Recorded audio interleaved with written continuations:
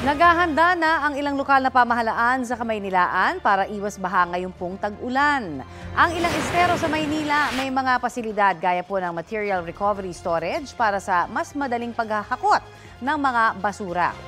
Arawan din po ang paglilinis ng street sweepers doon.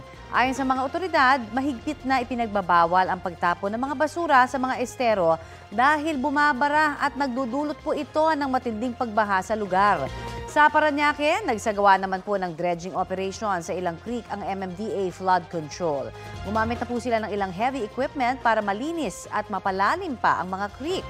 Kapag mas malalim ang creek, mas lumalaki ang water capacity kaya naiiwasan po ang pag-apaw ng tubig na nagdudulot naman ng pagbaha. Kapuso, para sa mga maiinit na balita, mag-subscribe sa GMA Integrated News sa YouTube. Sa mga kapuso naman abroad, subaybayan nyo kami sa GMA Pinoy TV at sa www.gmanews.tv.